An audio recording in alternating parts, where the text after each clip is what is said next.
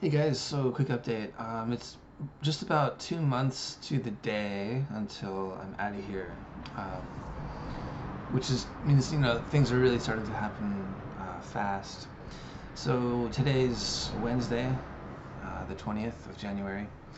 This past Sunday, the new teacher came down with her daughter to meet originally both my landlords, but the husband was working.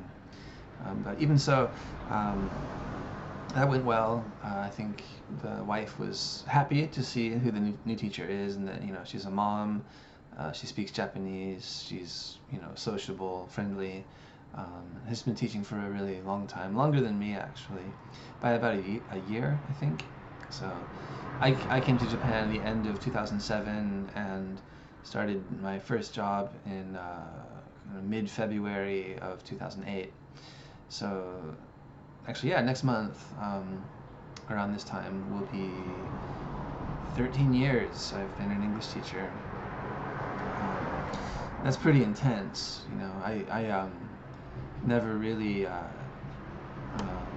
saw myself getting into this, at the time. I think when I started here, I'd only been, I just worked a few jobs here and there, mostly in the service industry back home. And I mean, never anything really even full time, to be honest with you. It was all part-time work, and sometimes I would have multiple part-time jobs. But a lot of that was like stuff like waiting tables, and so it's kind of unusual to work a full 8-hour day as a waiter. It's normally like somewhere between 4 to 6, maybe 4 to 6 hours a day, which is great, when you're young and there's a lot of other stuff you want to work on if you're going to school or doing, some kind of training or something. That's a really nice option. But yeah, I just fell into English teaching here. It was the best option, certainly the best money, and so on and so forth. Things happen, responsibilities accumulate, become a parent. You got to think about having that steady income, and before you know it, it's like, hold on a second, 13 years? Are you serious? And it's funny to think, like, so I started when I was 26. I just turned 26. And now 13 years later, I'm 39. If you think about it, like 13 years before being from 26, I would have been in junior high, 13 years old, a kid. So that's a significant chunk of my life. It's actually 1/3 of my life at this juncture. Um, and it's time to move on. So I'm glad that's happening. But I think ESL teaching has it's taught me some qualities that are very transferable. I came into this industry with a lot of experience in customer service, mostly things like being a tour guide and like I said, waiting tables and bartending were my go-to skills back in the day, and that helped me, be comfortable working with people and being friendly and professional for the most part. But then with ESL, like, there's a few other skills you need that you kind of cultivate on the job, and one of them is just being extremely, unbelievably patient and having just kind of being able to tune into where the student is, and no matter who they are, if it's a 3-year-old boy or a salary man or just overworked, elementary school student. It doesn't really matter if they like English or not, if they like you or not. You have to be able to be in the room with them and tune in and get them through the lesson. It's not always fun, and it's actually pretty exhausting. Looking back, ESL teaching is actually probably one of the most demanding jobs I've ever had, just because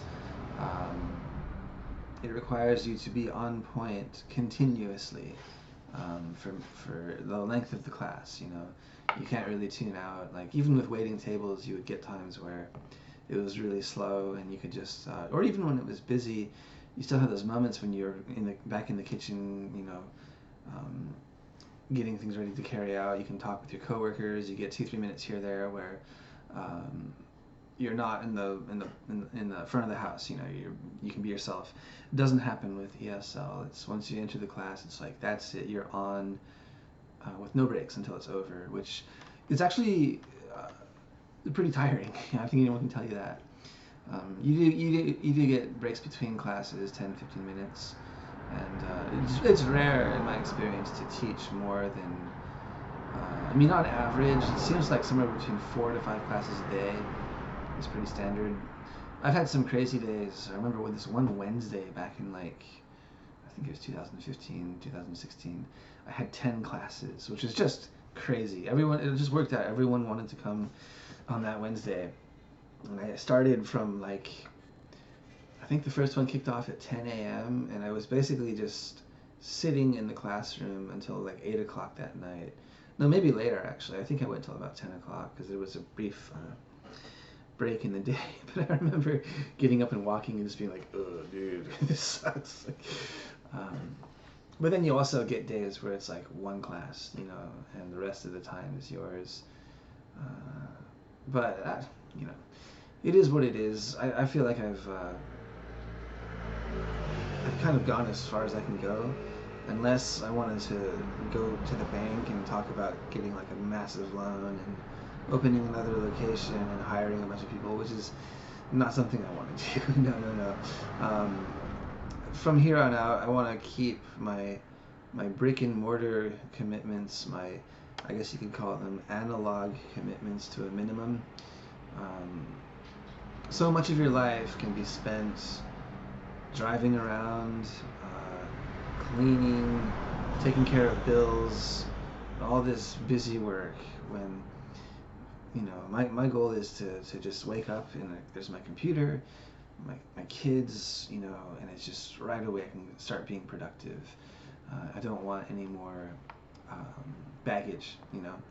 That's the one thing about having an offline business, is that it's a massive responsibility. Like it's not this constant burden. It's more subtle, and it's definitely psychological more than anything. Like a lot of things in life, but it's there. It's like you got this place you got to keep coming back to and take care of and make sure it looks good, and you got to spend a lot of time there. And at the same time, you can't really concentrate very deeply because it's a public space, right? Anyone can come in at any time. People are always walking by. So you're dealing with a lot of interruptions, and there's just a lot of little things that kind of just sap your time and energy away. And I'm kind of over it. So I'm looking forward to a different type of lifestyle, you could say. So there's that. What else is happening? Not a whole lot. I mean, things are pretty much underway. It's really now just a matter of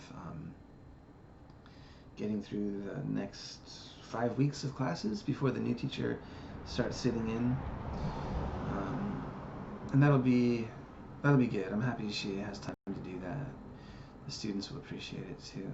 I don't know how many of them are going to stick around. I've got a herd of like 5 or 6 kids in just about to go to junior high next spring, and so we may lose them.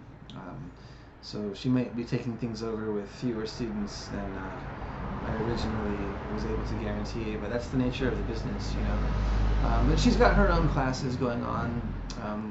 As far as I know, she's making a fairly decent living already, teaching her own classes. So she's also going to be able to keep the majority of them, even though she's taking over the school. There's a few schedule conflicts, but it's only like 1 or 2 classes a week.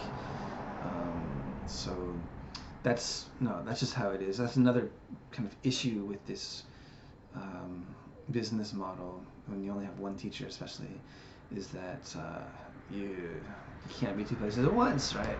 You cannot teach 2 classes at once, especially.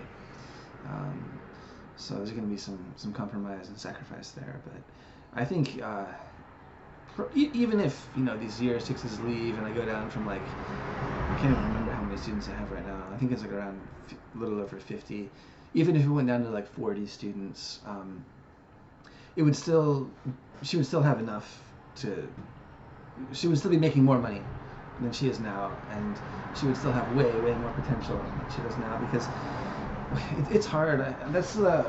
Before I started this place, I did a lot of research. I talked to other people who'd started their own schools and did a lot of reading up on the business industry and this industry in Japan.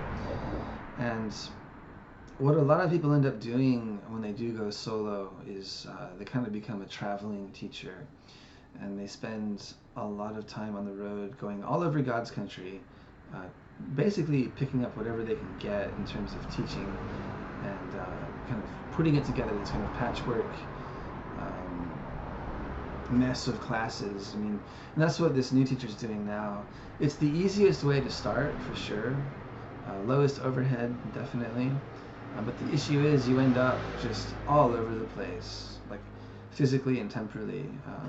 One guy I met, he was actually making pretty good money. I think he was pulling in about $5,000 a month, but he was working like 13-hour days, and it was every day lunch at some parking lot at a convenience store, and just not the best lifestyle. So I kind of took that into account and thought, all right, well, it looks like initially I'm going to have to really eat it, because it takes a while to build up numbers, but in the end, having a location where students come to you is absolutely the best business model. Even if you have to pay a bit more in rent and you have more expenses, just in terms of the lifestyle, it's way easier, and over time you can actually accommodate more students because you're not on the road. You know, you think like if you have a class, say 10 kilometers away, and it's like a 90-minute class, and let's say it's like a fairly good class, you're gonna make like $100. You're still gonna lose at least 30 minutes on either side of that class. So now you've gone from 90 minutes to 150 minutes, 2.5 hours, and classes tend to fall in the window between, with kindergartners, even including kindergartners, it's going to be between like 2:30 and 8 or 9 o'clock at night, which is not a huge chunk of time. It's really only like 5 to 6 hours is your prime time teaching time. And if you give up 2.5 hours of that, you know, do the math, you maybe have time for one, maybe 2 more classes that day if you don't mind teaching till like 10:30 at night. And that's assuming that it's near enough by you can get there in time. So a lot of people end up doing that. It's okay when you're young and you're maybe you don't have kids yet, or you're single. It's totally fine. But it gets really, really hard as time goes on. And I was at the point this past summer where I was doing that. I was driving all over for this hotel class and classes here, and thankfully the university classes were online. But anyways, yeah, so I think having a centralized location for this teacher is going to improve her life by leaps and bounds. I can sense she's got some anxieties right now because she has been, as I've said, driving all over God's country for, I think, over a decade. That's how she's been making ends meet. So it's going to be a big change for her, but it's going to be a good change, and it's going to bring a lot more stability into her life. And even if she has to lose some of the classes she's teaching now, I think within a year's time she'll be able to recruit a lot more students here, and it'll just become normal to just come in, teach your classes, and go home. But right now she's pretty bent on keeping as many of her current classes as she can, which is completely understandable.